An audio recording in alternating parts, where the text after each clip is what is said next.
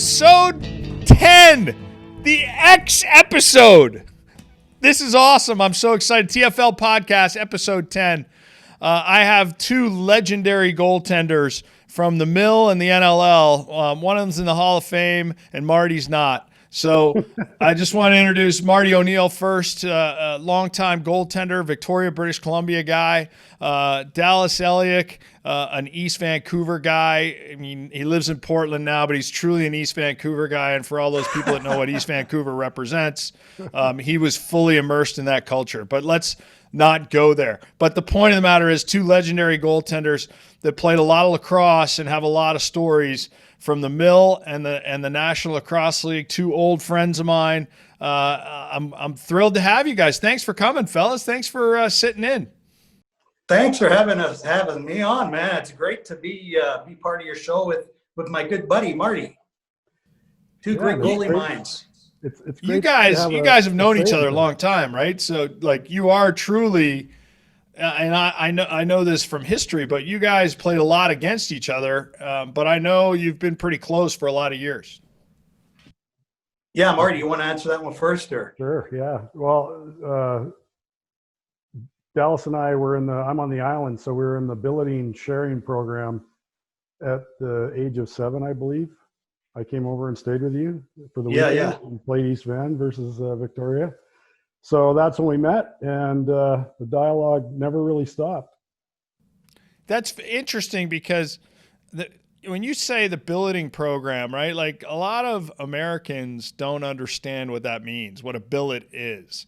I know junior hockey does a ton of billeting and that whole process. And look, I did it with growing up with the Gate brothers on that team and the Peppers and all that with Victoria. We used to go back and forth with Saanich and we did the same thing in that age level. And I know most of young players did that. And I know Jack Crosby and had a lot to do with it and that whole process in Burnaby. And so it's a unique structure. So we ended up doing a lot of that. We spent a lot of time with Victoria guys. I actually found myself having a lot more friendships with Victoria guys than I did with Vancouver guys because I never stayed at their house, so I didn't get friendly with them. We just kicked the shit out of each other. But the Victoria guys, you actually had to go spend time and eat at the table with them, and you ended up being friends with guys. Yeah, I had some great experiences. I stayed with Russ Hurd for the 79 Hayak tournament, and it was Montreal Canadiens versus Boston Bruins in the Stanley Cup, and he had a hockey set in his bedroom, and we played that thing till like 2 a.m. Russ Hurd, who was on the show last week. Right, yeah. Herbie, yeah. This is a big deal. I've had Western guys that understand like Western culture of our game because, interestingly enough, those Eastern guys – all they care about are Eastern guys. You ask who should be in the Hall of Fame. Do you think they ever say a Western guy? Never. Oh, man, yeah. That is so true. Who put the stick in your hand for the first time, Dallas? My dad. I played he got me started at the age of 6 in ice hockey and then thought box lacrosse would be the natural complement. So I started out as a runner, believe it or not. I was a defenseman. I guess I wasn't very good at scoring goals. Did your goalies yell at you like you yelled at your defenders? Yeah, no, not at all. No. Played defense first. They were nice guys? They were nice guys. And I didn't fall into net until the next year when our starting goalie got hurt. And rather than cancel the game, they called all the guys in the dressing room. And the coach said, okay, who wants to play goal? Who wants to play goal? And like you see in the cartoons, everyone stepped back, and I was the only person standing forward, so they threw me in the net. That happened in ice hockey, too. How about you, Marty? When did you start playing the game? 5, and just the youngest of 3 boys, and, just assimilated with my brothers. I did what they were doing, hockey and lacrosse. Isn't it fascinating? I had Quint Kesnick on the show a couple weeks ago, goaltender, right? And as you guys know, the stories are eerily similar for goalies, not Dallas's case, but mostly the younger brother ends up being the goalie, right? You just get thrown in there. And that's really it. To get in the game with your older brothers in the backyard, you got to be useful to them. And that's usually in goal where they can hurt you and laugh at you. And that's kind of so you both grew up West Coast, but different, tell me about your path to the mill. Like, how did you get there? Why did you get there? Because it wasn't, for us on the West Coast, it wasn't exactly an easy stretch, right? The Buffalo guys and the Eastern guys, it was easy for them to kind of drive down and play for a Baltimore or play for a Pittsburgh or Washington or whatever. Even easier to play in Buffalo and Rochester, and even Boston, there was a couple guys. But for us Western guys, it was the pathway was a little bit different. Talk about that. Dallas? Well, okay. Well, I followed it closely. You know, we'd have at the end of the year banquets, you know, Govett when we were in Burnaby, and Dave Evans was always the MC, and he'd talk about this pro league. There's going to be a pro league. It started in the 70s, and then later on, late 80s, early 90s, I remember hearing from him that he was coaching back there. So at the time, I had a place in New Westminster, and I got one of those big 10-foot satellite dishes, had it hooked up in my house so I could watch these professional games going on. And then before you know it, there's John Wilson and Brian Nicola playing for Pittsburgh. So I reached out to Dave. I said, hey, you know, how can we get in it? I want to get involved. I want to get involved. So he said, was that the house on Strand Avenue? Yeah, the little shack. Because when I went to call you last week to get you onto the show, I pulled up your contact info on my phone, and it had an address for you that was on Strand that was like, I think about 30 years old. Yeah, that's an old address there. It's amazing how my brand new phone has that address still sitting in there. Anyway, so you end up in Philadelphia with Dave Evans. Yeah, well, I initially I was going to go to Pittsburgh because that's where Wilson and Nicola was, and I was on vacation in Hawaii at that time with a then girlfriend, and the phone rings, and it's Dennis Way. You know, hey, Johnny and Brian, they want you to come play goal. So I was really leaning towards going to Pittsburgh, and then I got a call. Dave said, hey, listen, we got to meet for lunch. Him and Metke took me out to lunch and talked me into Philly. You know, I knew as a kid it was a great hockey town. So that's how I ended up. If you had gone to Pittsburgh, where do you end up? If I had gone to Pittsburgh? Yeah, because you don't end up the legend of Philadelphia. Yeah, no, that's true. I know where, Marty, you know where he ends up? Doing birthday parties in East Van, dressed up as Batman. Hey, Marty, how about you? What was your pathway? Oh, man, you got an hour? I remember talking to Dallas. I made him a mask around 88. I went to that before Strand Avenue. You lived in that apartment. And I had talked to Dave Evans at one time, but in 1989, I went out to Baltimore for the Brogdon Cup, and I met, I forgot the guy's name, but he was like good friends with the Gates, and he had something to do with Mount Washington Field Lacrosse. And anyhow, he was on the staff for the Haswell Franklin. Yeah, well, Haswell was the end game.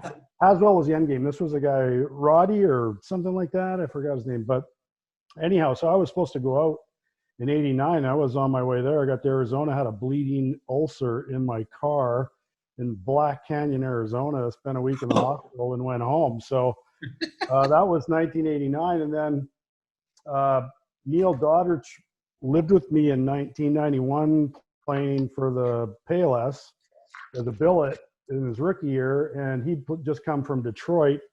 And then he said he was going to Boston the next year, or a couple of years later, I can't remember exactly, but he said, hey, they need a goalie. And my dad's brother and sister live in Boston. So I started having conversations, ended up going out to tryouts with Mike Simpson. And, and then I just started doing it and caught the fever. So who are the characters in those rooms that you guys walked into and in the first kind of locker room you walked into in the mill, which is a lot different than, a Canadian locker room, but you guys walk into a locker room with those two teams, predominantly American players on both the teams that you ended up on. Just tell me about how that experience was for a goaltender and shots going at your head and all that fun stuff. Oh man, that's a good question. The Wings were coming off a championship, and Dwight couldn't go back, so I was going, and they expected great things from me. And I remember, man, getting in that car and driving forever. It seemed like a 2-hour drive to get to the practice facility. And then we get there, those indoor rinks, there wasn't even a proper locker room or dressing room. And I thought, geez, this is bush. And the first guy I met was Mark Hahn, super guy, great guy, really nice and very welcoming. Kind of broke the ice a little bit. Then I stepped out in the field and guys were pinning corners on the run. Brad Kotz didn't have a pocket in his stick, and on a sprint, he hit top cheese. And I was, Jesus, man, these guys are good. I couldn't believe just how good they were shooting on the run. I mean, playing box in Canada, you think it'd be a natural or an easier progression, but it wasn't, man. That year they made the nets wider too, right? They went to 4-6 in '91, so it was an adjustment. How about you, Marty? You walked into the Boston locker room. I know nobody on that team was pinging corners, but yeah, they kind of were on me, anyways. But there was a really good camaraderie with that team right from the minute I got in there. Like Toby Boucher and Walt Cataldo and Tom Carmine. I mean, I remiss about lots of them because they're just not coming to mind. But a bunch of rookies came in with me, American guys at the same time, like Dave Donovan, Dave Robinson, Brian Vaughna, a real collection of guys. And a lot of them were from UNH. Paul Talma was already there. But they had kind of a clique inside the group, but it all flowed, man. They were really good guys. And, of course, the Italian guys with the heavy Boston accents is just like nonstop comedy for me. One of the things I loved about that world in the mill was the very kind of parochial, provincial kind of flavor, right? It was a Boston team because first they thing were I thought Boston of when you guys. said this podcast was the Baltimore guys, the Philly guys, the Long Island guys, the Boston guys. That's missing from it. And when I'm looking at the stands in Long Island, I'm going, I think that's what they're missing. I think that's how they get to start it again if they're ever going to make it work, Yeah, I tell you what, I mean, that was like Dallas. We can talk about the Philly guys that, it was a real Philly flavor. They were part of that community, and I don't know if that ever sold tickets for anybody, but I can certainly tell you that Philly and Baltimore, there was a pride playing for your city, and previous to that, in earlier iterations, it wasn't pro lacrosse, but the club lacrosse kind of culture was guys were playing on New York Athletic Club and guys were playing on MAB Paints, which was a Philly club, and the Mount Washington Tavern. And so when they ultimately started playing pro lacrosse, they all knew each other. We kind of got injected into situations where we didn't know these guys. We were the foreigners in our own game, right? The game that we grew up with. But they certainly had their own flavor and own culture, and it was pretty interesting to me. Yeah, and I mean, once you had to get in there and earn their respect, and once that happened, we were a close-knit group, man, those mid-90 teams for sure. Yeah, I never actually earned their respect, but, Sure you did.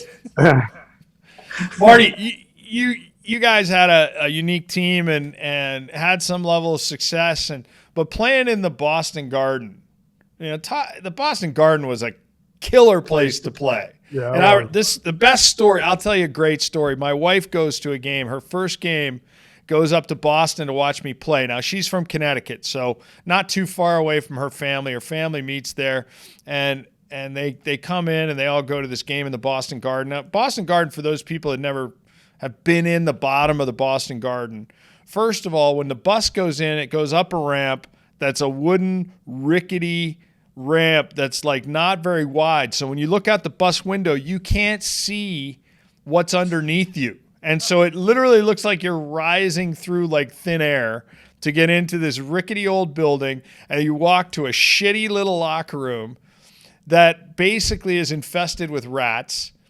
And then you go out and play, but it's literally a cathedral of the building. I had a great conversation last week about Maple Leaf Gardens, but Boston Garden was a mecca. Philadelphia Spectrum, meccas for the game, the Flyers and the Bruins and the Celtics. And, it was amazing to play in those buildings. But so my wife goes in there. She had been to the Boston Garden with family before, but she's, kind of watching a game around a pole. There's a pole that you can't see around the game. And there's a kid that was like, he was chirping and he's swearing and he couldn't be more than 12 or 13 years old as she tells the story, and he turns to her and he says, she goes, "Do you kiss your mother with that mouth?" He goes, "Fuck you, bitch." It's like, whoa, 12-year-old kid right there in Boston. But that was, I mean, Marty, that was Boston Garden, right? Yeah, well, it was pretty rough. And I remember my first year, we were lapping Detroit. It was like 12-6 going into the fourth quarter. And then they started making a mad comeback. And they got to like 12-10, and the fans started throwing everything on the floor. And the PA guy's like, "If you guys throw any more stuff on the floor, the Blazers will get a 2-minute penalty." And the place started raining. So 2-minute penalty for the Blazers. Now it's 12-all. We win 13-12 in overtime. So it was just like 3 times those poor guys had to clean up the turf because I think it was like battery night or something. But whatever it was, they threw it on the floor, and I don't think there was a fan who had one left in their hands by the end of the game. It was crazy. Well, you guys will laugh. I tell this story before, and Dallas knows it, and everybody's heard it on the podcast. But we won in '94 in Buffalo, and people were throwing like quarters at us. I don't think it was quarters. I think it was pennies and dimes and nickels. And everybody was like, "Get off the floor, get off the floor." And I was sitting there picking up the pennies and the nickels because you didn't get paid very much. So, Dallas, how about you? You played in the Spectrum, and you had a long career in Philly, but special building, right? Oh man, yeah, the Spectrum. Those old arenas were the greatest to play in. I'm sure Marty will agree with me here. Just the way they were designed at that time, the seated area didn't need to be lit during a game. So when you stepped onto the field, it was like you were under a spotlight. So the Spectrum I love that arena. I mean, the fans too, when they were into it, man, you could feel the floor shaking there. Unfortunately, the glass didn't move, but the floor shook. Yeah. No, you're on the Hall of Fame there, aren't you? The Wall of Fame? Yeah, no, the Spectrum was easily my favorite arena to play in. And when they said they're going to tear it down, it was kind of sad, really. Well, one of the other iconic buildings to play in was the Buffalo Auditorium, and again, another story I've told before, but you walked in and out on the concourse. On the main concourse, the players walked from their locker room, and there was all these pull-apart, elevator I've got video of it. Yeah, well, share it sometime. I'm sure I'm Dallas trying. I got a bunch of it. YouTube page. But at the end of the day, Dallas, I do want to talk about the YouTube page. We'll get to that in a second. But Marty, you played in the Buffalo Auditorium. And was it in the Buffalo Auditorium that you took a tumble about 20 feet backwards when Darius Kilgore came at you from the cheap seats? No, it was the game where we won beat the Bandits and ended their win streak for a couple of years. They hadn't lost a game. So earlier in the game, I set a pick on Tavares when he was going behind the net. And he cross-checked me in the mouth, and I bit my tongue, and I was like bleeding in my mouth, but it was no big deal. Anyways, so late in the game, he dives into the crease. We got a 3-goal lead. There's like less than a minute left to play. It's over. And I just reached down and bopped him with my glove in his head. It's not going to hurt. He's got his helmet on. I got my soft glove on. Well, then Nikola comes at me, and he starts shoving me. And then Darius sneaks up from behind me and punches me in the head. My mask goes flying. I turn around to see who hit me, and I'm about goal line extended, and Rich has already left the bench, and he's been running for 20 yards. So he hits me, and I go flying through the air. And I swear to God, if I'd been further away from the boards, I would have had time to have my neck pop back out again from the whiplash, and I would have been paralyzed for sure. You looked a little like a turtle when you got up because your pads were like up here. I still got a knot in the back of my shoulder. It's funny because Rich Kilgore hit me with a shot in the other shoulder in the 96-man cup, and it got through my pads because the pads weren't so good at that time and space of lacrosse evolution. So I've got 2 pains in my body from lacrosse that are with me today, and they're both courtesy of Rich Kilgore. Only 2. Well, other than the arthritis, yeah. Look, yeah. I remember that play and remember watching that play, and there was a ton of hoopla around that play around the league, and Dallas, the video's got to exist. You probably put that up, but he literally launched. It had to be 6-7 feet in the air. Like, oh yeah, man, that I couldn't believe it when I saw that happen back then. I remember it was, the game of the week on ESPN, so we were watching it. It was taped play, I'm sure, but when that happened, I saw Marty hit the boards, and you can hear it. So I recorded it, rewound it, and watched it over and over again. And man, Marty was right. If he had hit the boards with his head, that would have been lights out, game over. But that arena was crazy. Like you said, you had to walk through the stands, right, to get to your locker room. What was your favorite arena to play in on the road? Was that Buffalo? Was mine, because I love that just violent, atmosphere, and I thrived on the just people not liking me. I have no idea why that's in my DNA, but I love to play in this place where people were like booing you and cussing you, and I loved it. I thought it was great, but that was my favorite road arena. Yeah, I'm right there with you. I mean, I love Buffalo. We had some really good games there, but Boston got ripped off. We never had Philly on our schedule until 1996. So I was in the league 3 years before I got to Philly. Got there twice that year, and that was the last year of your arena. We were in different divisions. The league had 6 teams, and we had 2 divisions. Yeah. Literally, I know guys right now with 13 teams in the league, and we worry about, you're crossing the border and you're crossing the country, and you're in 3 divisions, and hopefully not too far away, and 16 teams and 4 divisions. It's going to be, that'll be kind of where we start to make our hay. But back in the day, with 6 teams, there was 3 divisions, and you might not play somebody in their building.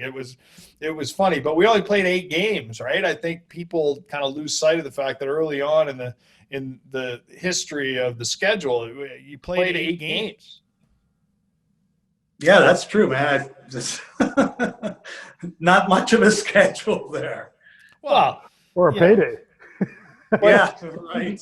Marty, Dallas wouldn't that incident that happened to you in Buffalo wouldn't have happened to Dallas, right? Because he literally would have axe handled pretty much anybody coming towards him. Because I think there's a montage that you put on your YouTube page, Dallas, of you basically axe handling pretty much anybody that went behind the net. Well, heat of the battle, right? Marty, did you guys ever square off against each other? Never.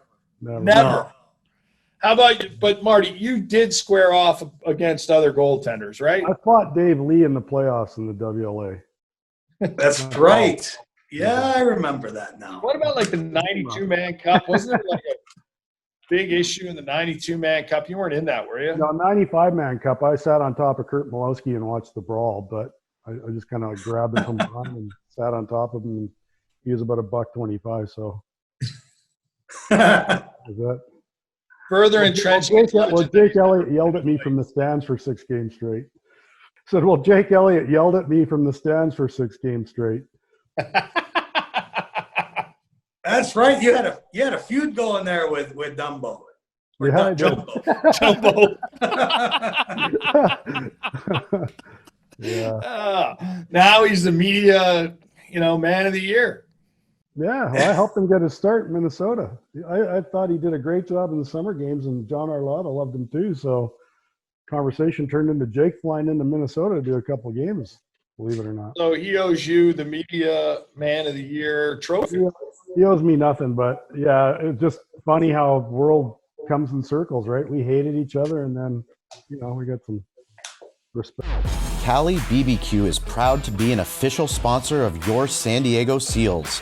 Buy our slow-smoked barbecue at any Seals home game or online anytime at www.calibbq.media. Talk about Minnesota for a second, Marty. I know you went there as a general manager early on, and you and I had, many a long history as GMs in the league together and kind of growing up on that. And I went to Colorado, you went to Minnesota, both kind of pioneers in that process. But talk about that bought by the Minnesota Wild early on, and you helped to build that market, and hopefully one day we'll go back. I mean, I think it was a great market, but talk about that experience.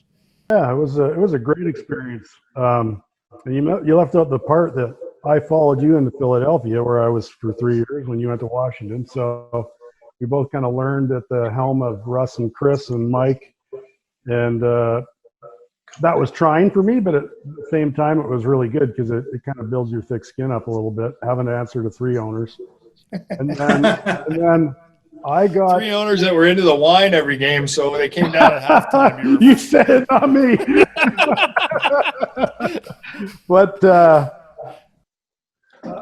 actually look back at my time there, and I really enjoyed it because it taught me a lot about the league. It taught me about lacrosse as a business, and obviously myself inside all that. But the Minnesota thing was unbelievable, and you can relate for sure, Steve, is because you got this NHL operation that just hands over all this responsibility to you and trusts you with it, and then you got to sink or swim. And not many people know, but it was a bone of contention with me. But I got hired on September 15th, and so my contract was up on September 15th. So I could never get out of Minnesota because everybody hired in June. So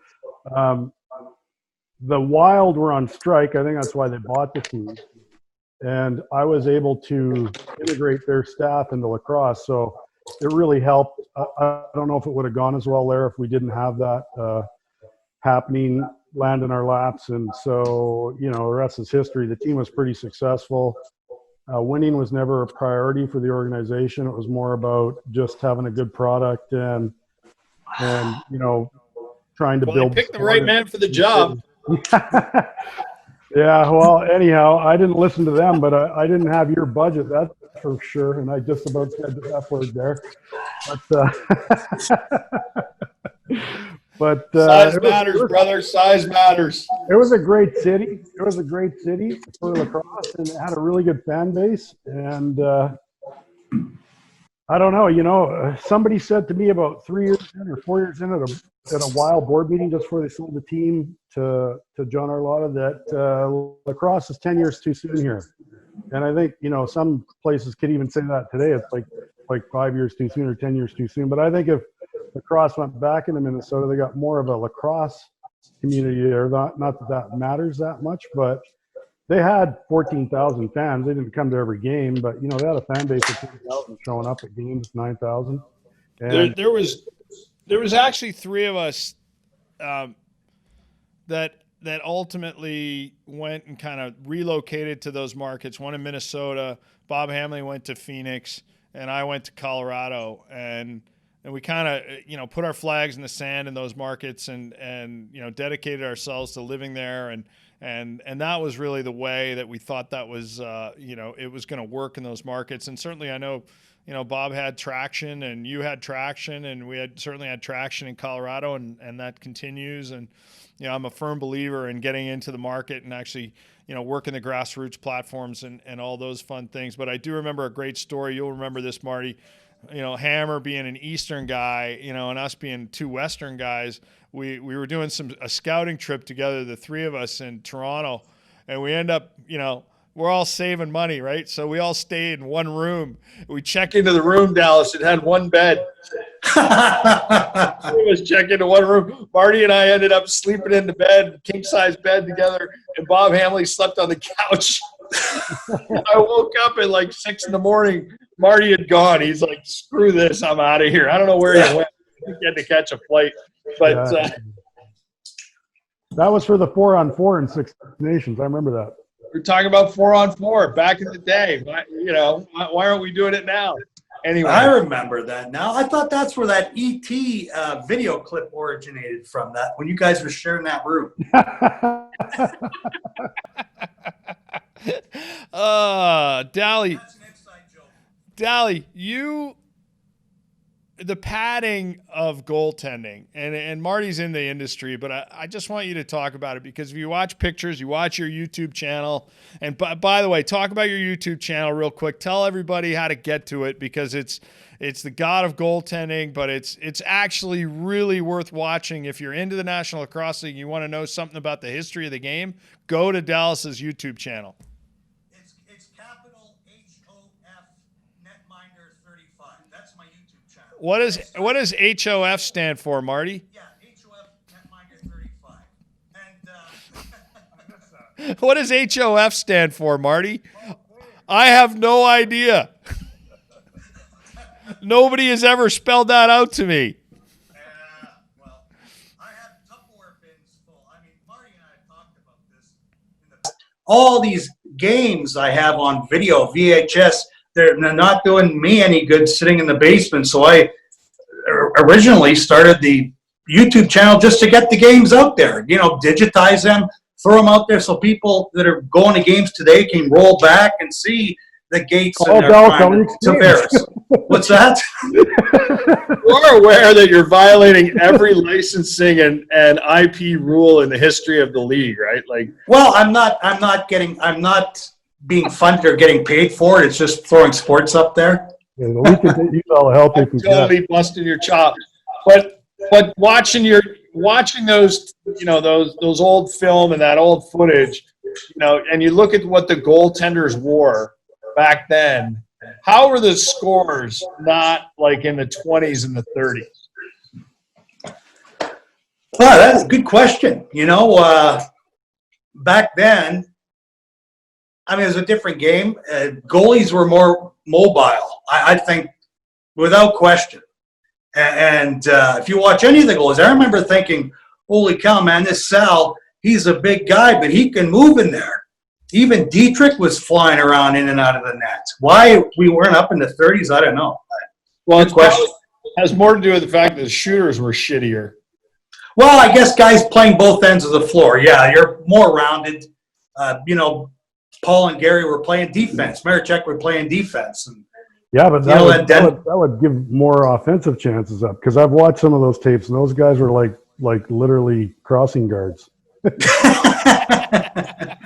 So was I, but I don't know. I wasn't any good in the offensive end or the defensive end, but they let me play. I don't understand it, but I was there for entertainment, comedic value for everybody else, I guess. I mean, look, I look at the goaltending, and Marty, you're in the business, but the padding has changed so dramatically over the course of the last 20 years. Just you've had a hand in that. Talk about that process. Yeah, I try and not talk about it, because it looks like I've got a slant towards my business and my era. And well, Dallas just plugged his YouTube channel, so you can but here's the thing, and plug your pads. I started making bigger equipment because everybody started just spreading their stuff, and then that was like in the era that guys were starting to put boards in their thigh pads and put electrician's tape under their armpits, and there's all this Eastern flavored goalie stuff that was starting around 2000. And Hold on. Let me just interject something here. Dallas Eliuk had webbing. He thought he was Spider-Man, and he had webbing between his legs. He had webbing under his arms. No, I didn't have it under my arms. I had a ball's width of webbing between my legs near my nutsack. I didn't have webbing anywhere else. I made one for him. It was a Velcro one, so he could take it off. He thought he was going to get tied from the top of his pants to the end of his wrist, and every time he went like this, it would draw a straight line. He was such a cheater. Every practice, I couldn't score on Dallas. He must have been cheating. It couldn't have been. All you listeners out there, you need to know that Govett's being sarcastic. I never had anything under my arms. Never. I took great pride in that fact. Like Marty's talking about early 2000s. Yeah, it got to be a joke. No, but I mean, I had the luck of being Dallas's GM for 3 years and making his equipment in that era. I literally was on a league call with the comp committee where we played in Toronto on a Friday night or something, and you had to go in and the goalies had to get checked, and everybody had to have the same gear. Well, Dallas's gear was a little different. It was a lot smaller. And then Monday, the league goes, okay, well, Dallas has to get the same gear as the rest of the guys because his gear is different. And Terry Sanderson had lodged a complaint, but it was Cosmo. Cosmo was in the room. He didn't like what he saw. So I went back and forth with the league. But now, next thing I'm on a conference call defending the fact that I'm making smaller gear for my goalie. Not bigger gear, smaller gear. So Dallas used to cut the sides of his pants out. So he just had the front pants, and he wore skinny little shin pads to the day he retired because he hated the big ones. And he got a bigger upper later on, but he Wait a was minute. always He only wore the front of his pants, so it was like assless chaps? Pretty much. So Yeah, essentially. Was that because the Coors Light girls walked behind you a lot? That's what you were trying to... Yeah, I got to tell you a story or I'll forget. Steve, you're going to love it. One night, Burnaby's playing in Victoria. You're probably playing, and Dallas is in goal. It's the start of the second period, and I'm leaving the dressing room late because I'm not playing. I'm hurt or something. I can't even remember. And I go to that little spot where Victoria comes out of the dressing room, and I'm screaming between the glass panes, "Hey, big ears, big ears!" Just riding him, and he won't turn around and look, and he didn't know it was me. Oh man, yeah, you talk about Summerlax. Those crowds in Victoria were the best. I didn't know who it was. I didn't know it was Marty. He gave me a complex. To this day, I want to have my ears pinned. But Marty was probably finding some way to get a memorial hot dog. I was going the wrong direction. Hot dogs. They were the best. And, that's another story. John Yeager picked me up from the airport. The GM of the Boston Blazers picks me up from the airport to take me on my first trip to Boston. And we're not 10 minutes into the drive. He's telling me about the Nations in 80 World Cup box tournament in Victoria and Vancouver. He was on Team USA. And the first thing he tells me he remembers about Victoria is the hot dogs. For those people that don't know, Memorial Center's not there anymore, right? But you would walk into the arena, literally, this was so bad. You would walk into the arena, and you could hear them starting to cook the onions, the hot dogs, and every guy on the team is walking over, because we'd get there maybe an hour before the game. Everybody would be walking over to buy hot dogs before we played, because they were so good. Ultimately, that's why Victoria won all those games, is because we were all like loaded down with hot dogs. And the officiating, of course. Don't forget about the officiating. There is that. A quick break. This episode is sponsored by Manscaped.com. Manscaped is the only men's brand dedicated to below-the-waist grooming and hygiene.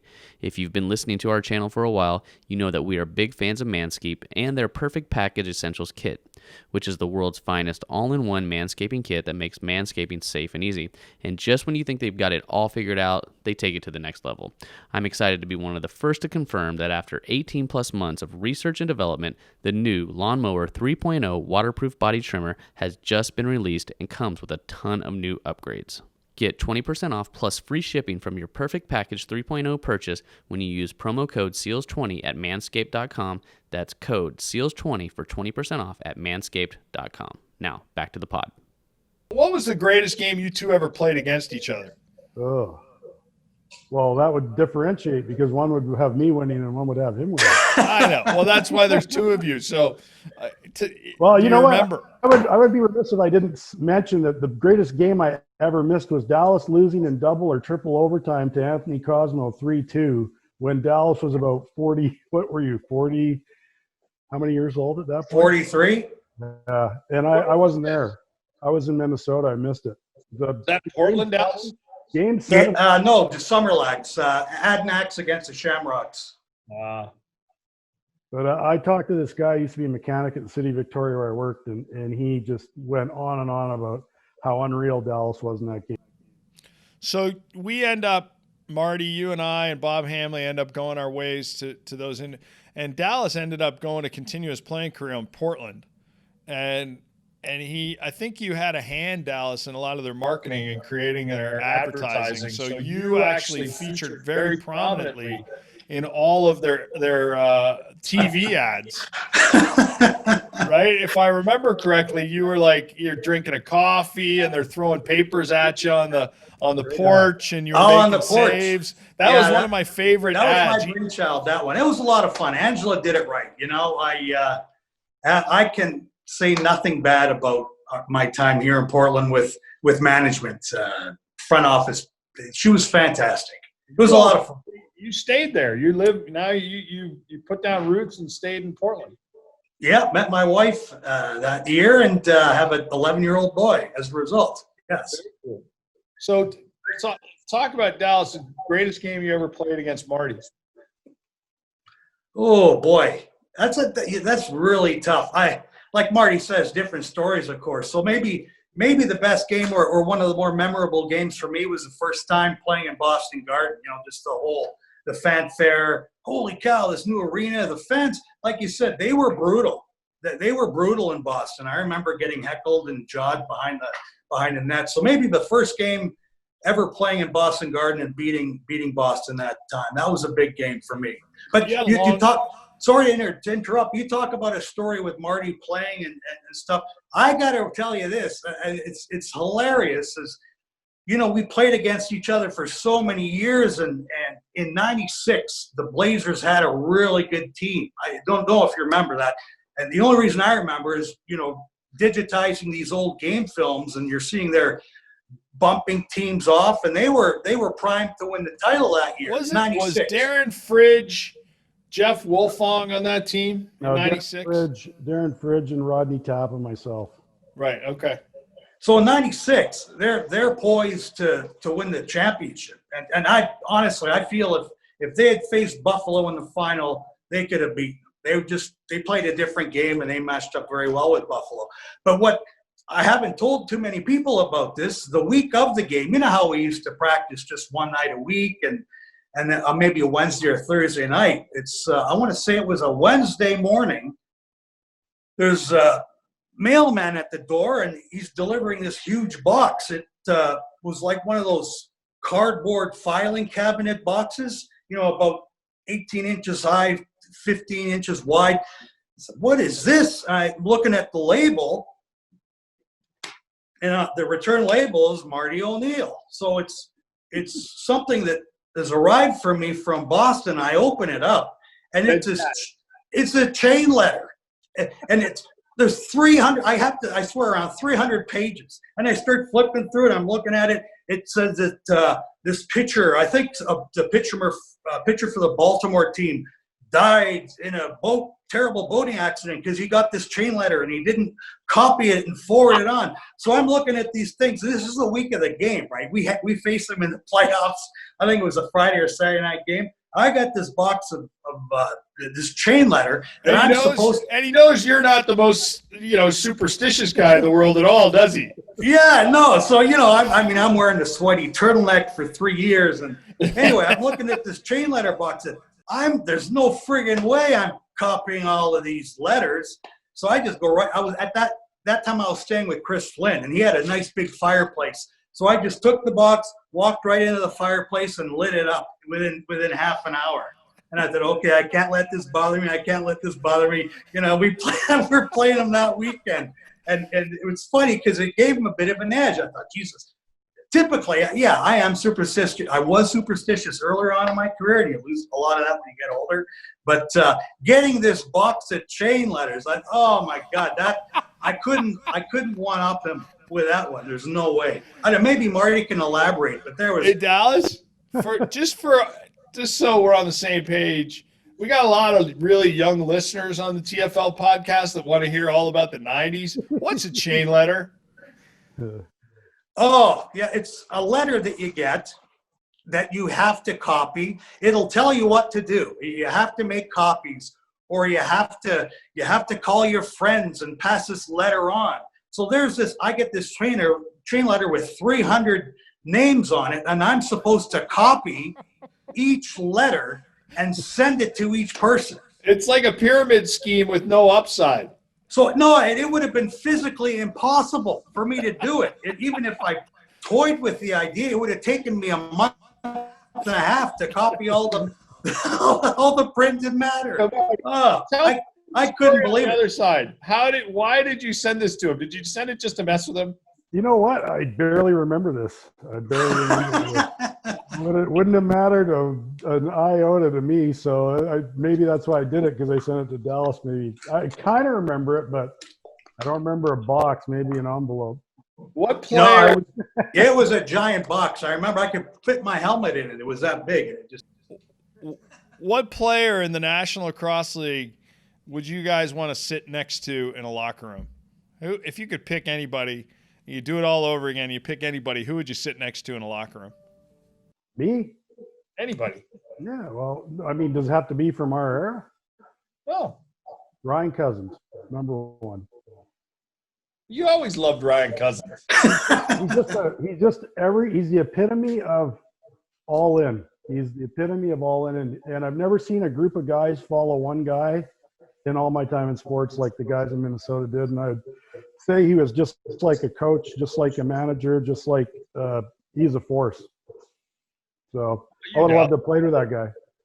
Well, for me, it would have to be Marty O'Neill. I wish that I'd had the opportunity to be on the same team with him, to sit and tell stories, compare our notes back then. That was a lot of fun when Marty was a GM in Philly. I mean, we had lots of time to share goalie stories, but I would have been a lot of fun to be on the same team. You are aware he would have hated you, right? Because you would have been the starter and he would have been playing. That's almost happened. Shared time for It's sure. almost happened. Steve, I don't know if you know how much of a love and hate affair I had with Victoria Lacrosse. For starters, I didn't play junior lacrosse. I stopped playing for 5 years because I wasn't good enough, but it's political and, I won't get into that. And it was the best thing that ever happened to me because I don't think I would love lacrosse as much as I ended up loving it if I hadn't had that time in my life to do other things and kind of get that out of the way in that time frame. So, but in 97, after we won the Mann Cup, I'd won 2 Mann Cups in 3 years and been to the Mann Cup 3 years in a row.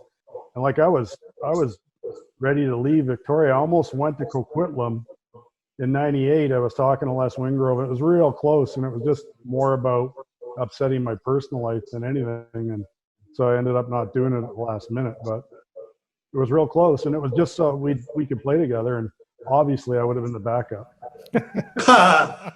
Oh, you're Mr. Modest.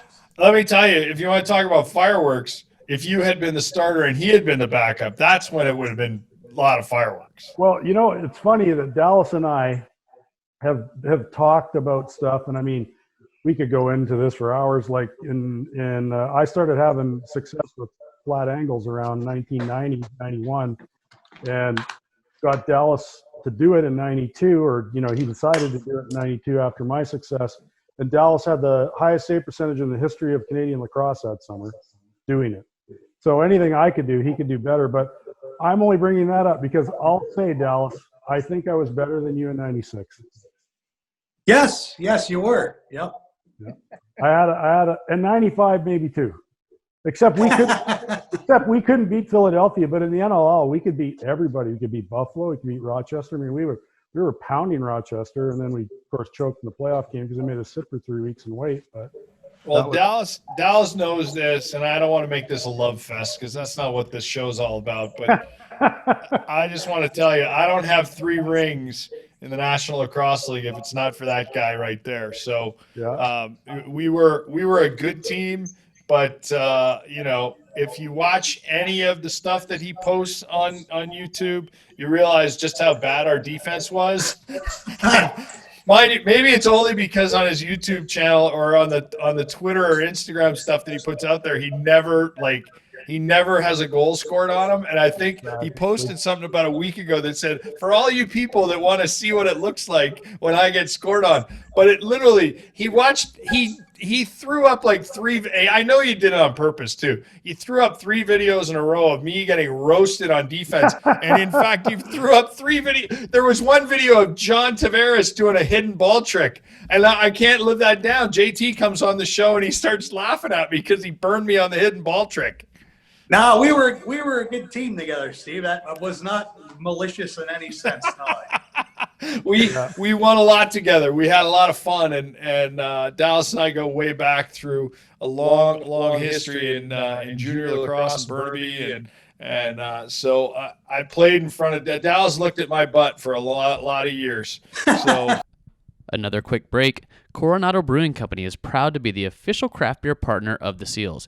Enjoy fan favorite Orange Avenue Wit and their new Salty Crew Blonde Ale all season long, and visit coronadobrewing.com to find their award-winning beers near you. Stay coastal. Cheers. Hey, look, I just want to finish a couple things.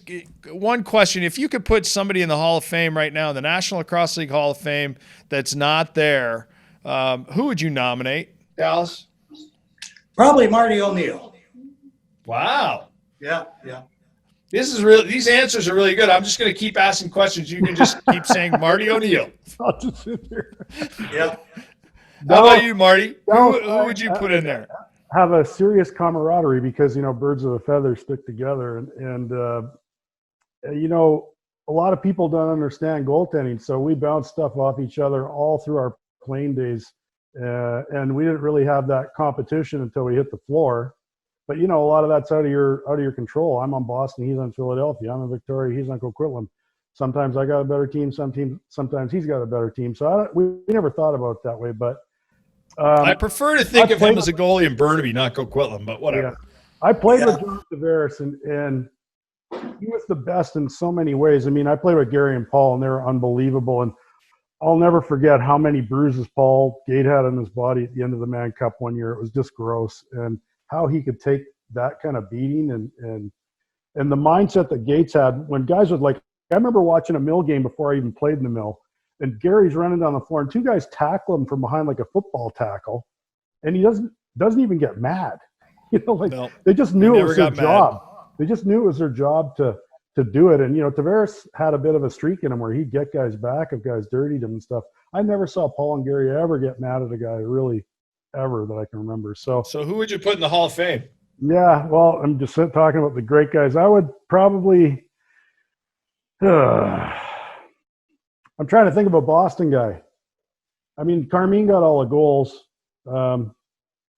Charlie Blanchard was a special player. He was really underestimated and slick as they come. And Randy Frazier, his name has got to come up in a discussion at some point. He certainly longevity and was one of those guys that was Carmine for sure. But Charlie Blanchard is one of the most underrated players. And if you go back and watch those Boston games that are on those Bud Light, whatever, he's always picking corners and scoring big goals and doing unreal things for our team. All right, well, a little rapid fire here. I'm going to throw names at you, and I just want your quick reaction. 1 word, 2 words, quick sentence about these guys. Talk about Dan Stroop. Swoop the Stroop, far side dive. Yeah, spin and shoot, keep rolling. The Stroopaloop. Great team guy, super guy. Richie Kilgore. Great two-way player. Yeah, I couldn't check his hat, but man, he had a great outside shot. So he was a great two-way player, but he couldn't check his hat. He was a great one-way player. I didn't play behind him. So I don't know. But the only guy who screened me, a lot of heads up. The only guy who screened me more than Rich Kilgore was Fred Jenner. Freddie Jenner joins the episode 11 of the TFL podcast. He'll be on our next show with his brother Teddy. Nice. And Freddie on the TFL podcast. Okay, Paul Denikin. Sweet. Oh. He was sweet. Marty, you go first. Yeah, another underrated guy. He was McAvoy and him were really good down low. Like they knew their stuff. They were as good as any Canadians. And then I had Denikin as a coach in Philadelphia. He's just like a 100% stand-up guy. I just love the guy. He was great. He is a great guy. He's one of those shooters, again, he didn't hold the ball. It was in his stick and out in the top corner in no time. He scored some huge goals for us, for sure. He would be one of those guys that you considered a Canadian-style player. Yeah, he could take it, too. He could take that beating out. He gave it out. And he had a mean streak. The brawl in '94 against Detroit where the benches emptied, basically Paul Denikin and Tommy Marichek started it. So, how about the Gate brothers? I know you guys both played with them, and just one word. Unstoppable. That's a good one. Consistent. The best word for any sports player. They showed up and did the same thing all the time, and it was, you just knew it was going to be a long night for the other team most times. How about Jimmy Beltran? The rubber man. No one could lay a hit on him. He was one of the smartest players, I think, to ever play the game, too. Yeah, he's just one of those forces. Again, like him and Tavares, I always think about Buffalo and him and Tavares.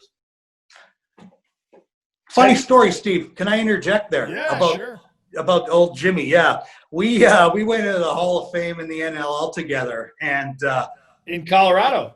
Yes, you were there, of course.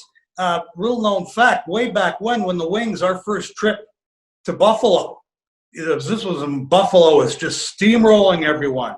And the Wings, we didn't have our superstars yet. Tucker was our big guy. So we go into Buffalo, and they're handing us our asses. It was like 18-9 or something like that. And Geary throws Veltman a buddy pass, and he's running down, and we're losing the game, and I see him running under the ball. So I'm gonna roll this guy. So I come out on my neck. I charge at him as hard as I can. He sees me coming, of course, last second, sidesteps me. But I had my stick ready. I swung my stick at him as hard as I could, and I bent the shaft of my stick over on his shoulder. So he's 10 feet in front of me. He has a wide open net. He's got the ball in the stick, and there's a wide open net. He's looking at the net, looking at me, looking at the net, looks at me. Then he fires a ball at my head. Doesn't even try scoring. Then I jump him, and we get into a wrestling match. The benches erupt. They had to bring in the riot police to break it up. And you talk about walking through the mezzanine there to get to the locker rooms. It was sheer mayhem. But that incident brought our team together. We ended up playing him in the championship that year, and almost beat him. Kilgore knocked me out of the first half with a concussion. But from that moment on, the team was a lot tighter, and it was one of those things that needed to happen.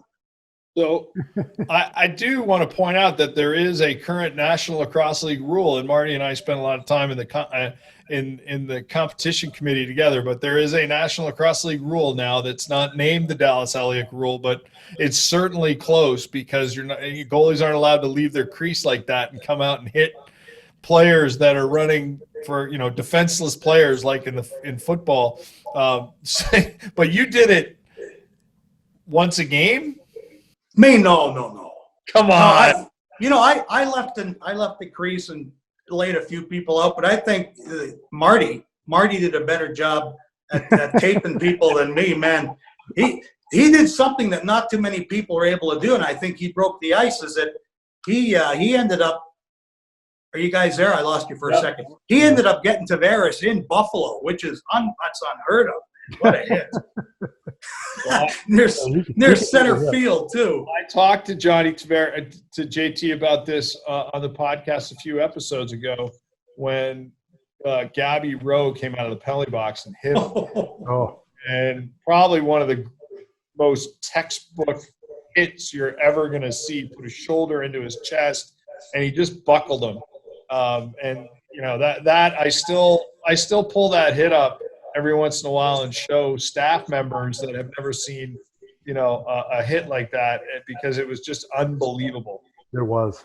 I remember. Hey, so moving on. How about Jake Berge? Talk about Jake Berge for a second. He's like one of the best, if not the best, American player, I think. That guy deserves to be in the Hall of Fame. That's my guy. If I had to pick a guy that is not in the Hall of Fame today from early on in the National Lacrosse League, he would be the guy. Sure, man. He was big and had wheels and great hands right out of the gate. I'm sure you remember that, Steve, in '98. The ownership had us written off, and the emergence of Berge, it was huge right off the start. I wish he'd played up in Canada for a summer or two, too. I do remember that was his first year in '98, and it was my last. And you may or may not remember this at a practice one time, Dallas, and we were getting ready for his first game, and I was on the short man, and he was on the crease and in practice, and so the ball would go around the other side, and I would just beat the piss out of him off ball and just slash him and slash him and slash him. Because you like to intimidate the young guys and the rookies and and I beat the tar out of him. And he turned around, and when the ball went the other way and I wasn't looking, he just slashed me two-hander right across the head. And I was like, I like this kid. He didn't take it. He gave it right back to me. And from then on, I have a son named Jake Govett, and Jake Thomas Govett. Who do you think he's named after? Jake Berge and Tom Marichek. So he was born in that era, and Jake, my wife doesn't believe that's why he's called that, but anyway, a lot of respect for Jake Berge. He was a beast. Teddy Dowling. Oh man, he's slick. Great finisher around the crease. He's deadly. He's someone that you don't want to try and face one-on-one in tight. In and out of his stick again. Super quick. Yeah, Marty knows him better than I do. I'm sure he has some great stories. I lived with him 3 different times and played with him on 2 different teams, and he's a great guy off the floor, like really interesting friend to have. He's diverse in his thinking about life, and we really hit it off because we both like kind of alternative music and English sort of based music from the 80s and 90s. So we really worked that into our relationship. But he was really the guy who could make something happen out of nothing, kind of like Ryan Benesh, but even better, I think, because he's a little better on his feet and a little better with his reach. But, he's the guy who's going to be in the Hall of Fame soon, I'm sure, or he just put in the Canadian, so U.S. isn't far behind. But just a deadly shooter. He was a guy I hated playing against if he was hot, because if he'd get 1 of me, he'd get 5 of me, and it was rare that I had his number. He played for the Colorado Mammoth for a year with Gary Gait, and there was some level of friction between the two of them, creative friction, if you will. And he used to say to Gary all the time, he goes, "Shooter's got to shoot, man. Shooter's got to shoot." Never seen a shot he doesn't like. It's funny. Never seen a shot he didn't like, but he wasn't afraid. He had a short memory too. If he didn't like the last one, he was going to go do it again. So you got to love that in offensive guys with short memories. Just don't forget about the last one. What's next? Hey, so I usually close the show with this question. I want to ask you guys. 30 for 30 ESPN show telling sports documentaries and telling great stories and great narratives about a lot of things in sports, but I want to narrow the focus to our game. And if you could tell a story in the National Lacrosse League or the history of the game, what would your story be, Marty? Well, I think one of the things that it doesn't bother me, but it bothers me. I mean, it's not financial, but there's a players union, but it doesn't recognize players of our era and before us that really started the league. And with that note, I would say, even though I work for Russ, there's a lot of stories and there's a lot of information there about how this thing got going that's relevant to probably another generation past us in the future. And so that's the guy I'd like to sit down with and really go to town on a bunch of stuff that was going on in 1985 and 87 and 88 when they really got this thing up and running, and more about the discovery of how all of a sudden it was working and they were getting fans and they were getting contracts like Bud Light and Michelob and US Air and the things that they were able to create in that era, that we're desperate trying to do 25 years later. So I think that's a big thing. I should have Russ and Chris on the TFL podcast. You should. They obviously my favorite Russ Klein line, and you've heard this a few times, Mark, just because I was born in a car doesn't make me a garage. I never knew what the hell that meant, but just because you were born in a car doesn't make you a garage. I don't know what that means. Anyway, Dallas, how about you? What story would you tell?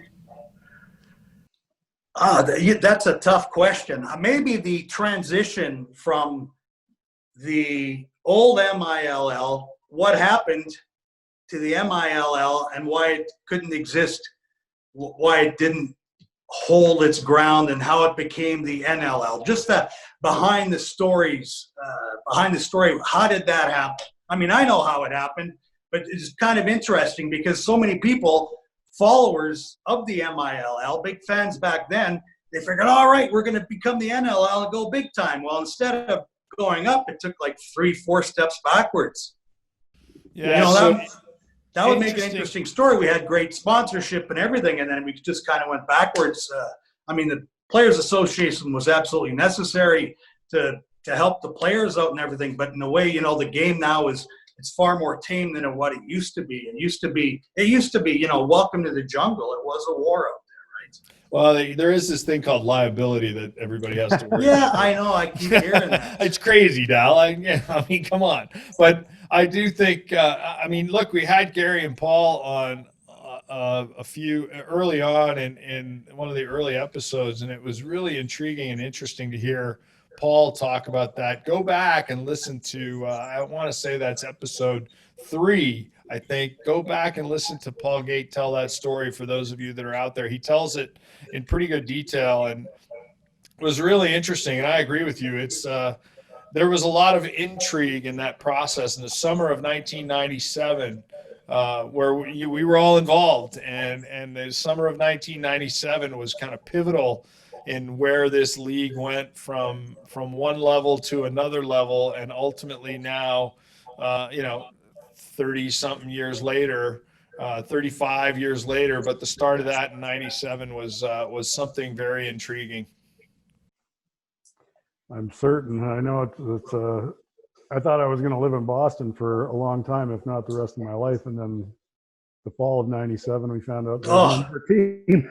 So I got to go to Syracuse to the worst season of my entire life. But yeah, well, Syracuse wasn't so bad. I learned a lot there. I learned a lot about managing by being on that team. So, fellas, it's been a pleasure. I'm love talking to you guys every time I get a chance to chat with you guys about the game.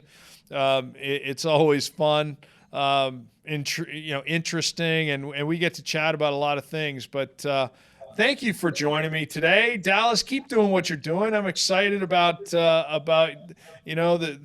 God of Goaltending YouTube, HOF Goaltending 35.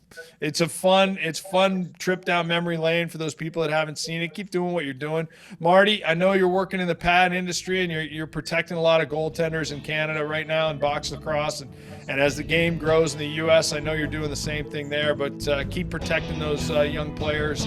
And Dallas, keep doing what you're doing. Thanks, fellas, for being on. I really appreciate it. Thanks for having me on.